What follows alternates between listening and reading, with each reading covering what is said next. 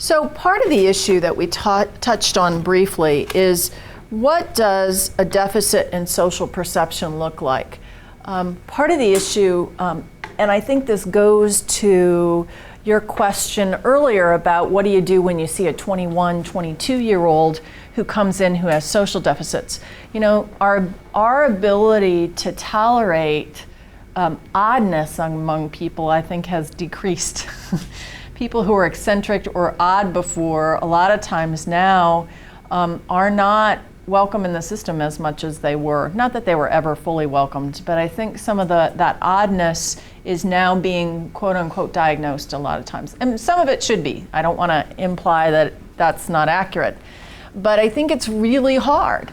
I think everybody would agree that something's going on in this picture. I don't know how well you can see it up here, but clearly something's going on here between the mother lion and the cub.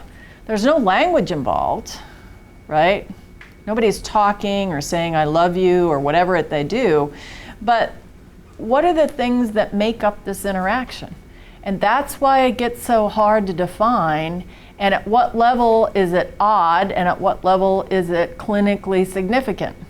The problem is that even a small impairment in one of the skills that make up this interaction creates a big problem. And because social skills are so incredibly important in our society to maintaining jobs, to having healthy relationships, you know, I would say that the things that are most important in my life are my social relationships.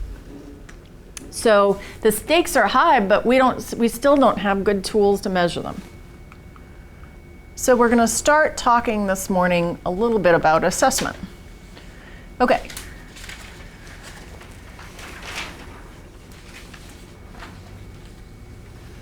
How many here are trained on the ADOS? 1, 2 of you. Okay. The ADOS is the Autism Diagnostic Observation Scale. It costs about $2,500, $2,000. Does anybody remember 20? It's not that expensive. I think my organization recently ordered it. It was 1,000 something, but I don't think it got to 2,000. Okay, they may have brought the price down. When I first ordered it, it was around 2,000. It comes in Spanish, it comes in English, it comes with training tapes. There's also training sessions. To use it in a research context, you actually have to go to one of their certification workshops in Michigan, which I would highly recommend anyway, because they're really great workshops if you have the chance to do it, which is where I trained on it, which was incredible. To do it clinically, to administer it clinically, you don't, but the tapes I think are incredibly helpful, and I think it's a very hard instrument to administer without seeing other people administer it. It's a big blue tub, or at least mine is. It's huge. It's like a big bin, and it's got toys and books and packs according to the module. It is the gold standard in autism assessment by far. It will not give you a diagnosis. Okay?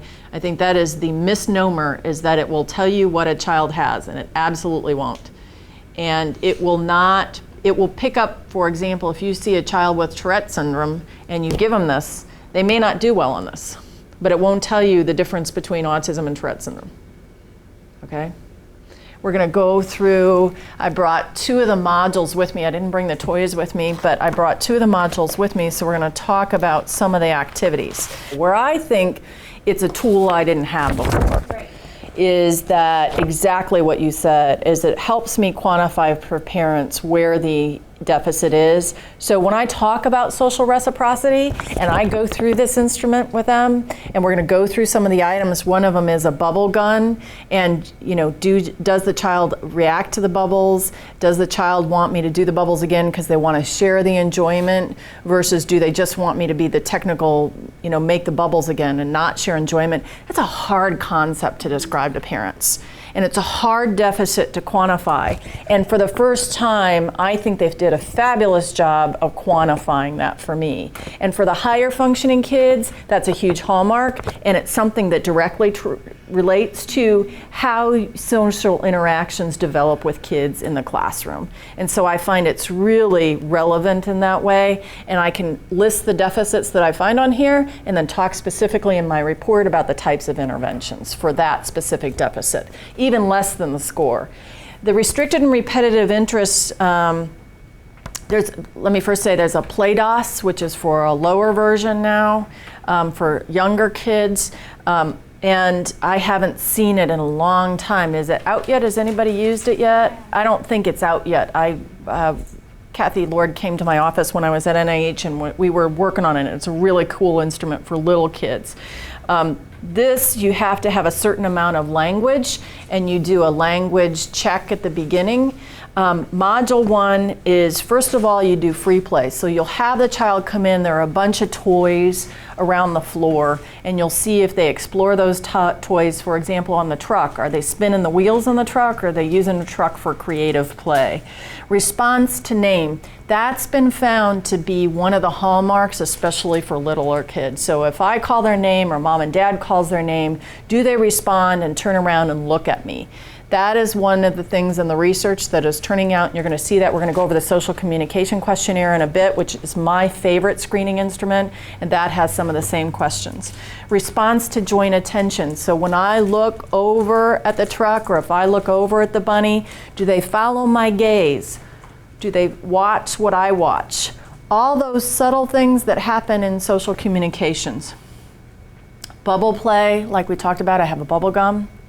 It's one of the best things in the whole world to play with, right? It's one of the reasons we're psychologists, because it's total play. I got it for my toddlers after administration. That I have to have for typical kids, right? Responsiveness, social smile, playing social games. Do they respond socially with a smile? Is there a to and fro, a back and forth?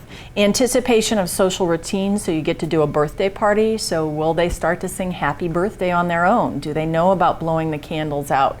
Will they put the baby to sleep and put the blanket over the baby? All those sorts of things. A functional and symbolic imitation, so you'll do things like with a little frog or a block, ribbit, ribbit, ribbit. Can they imitate you? Imitation, precursor to language and the social use of language. Imitation and gesture.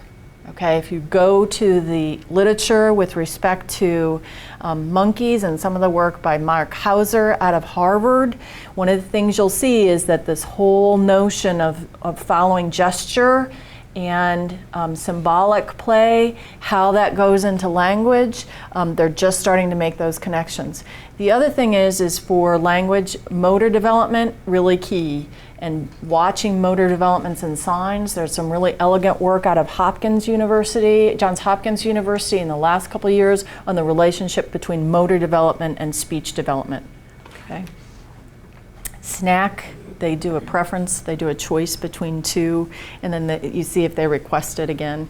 You see if they're using your hand as a tool versus doing it on their own. So all important things that link to social interactions. Stereotype behaviors and restricted interests, it doesn't go into the algorithm for determining whether or not they show up on the spectrum, but they help you quantify that, things like unusual sensory interests, so kids who lick toys, or kids who are doing the finger flicking or other stereotypical movements, self-injurious behavior, which is a lot of what you see in some of the older kids who are lower functioning, and repetitive interests and stereotype behaviors. So you're able to quantify all of that here. The coding, I think, is the hardest part. How do you tell a difference between a 1, a 2, all those sorts of coding levels? That becomes, that's where I personally think that you need the training, whether you're going to administer it clinically or for a research study. I don't think I could have learned to code this on my own. In my private practice, I've developed my own shorthand. And it's only come after doing a whole lot of them, and I still worried. I videotape a lot of times. A lot of times the ADOS is one thing I will videotape because I can always go back and code afterwards. It's also really helpful if I see somebody in my practice over time. I think it's hard to remember where a kid was, and I'm only as good as the last child I saw most times and most days because I see so many kids. So a lot of times if I have a videotape, I can actually look at progress in a real way and also look at progress for the parents, which I think is really helpful. So, but I agree with you guys, it's very hard to try to do everything. Because the tools and you want it to flow, the worst thing is to have a 2-year-old who's bored in your office and lose an interest. Right? So much for the equipment. This gives you a sense of some of the toys. This is a pop-up. The toys are all really popular stuff. I've got an Elmo phone on mine. I don't know what you guys have, but my Elmo phone's my favorite. I usually end up losing that 5 different ways, so I have to go buy a new one at Toys R Us. Questions about that? Really highly, if you're going to do this diagnosis and you're not using this in your reports, I think you got a problem, especially if you're doing court work. You really have to use the ADOS these days. It is, there's nothing else that even comes close to sort of being the gold standard.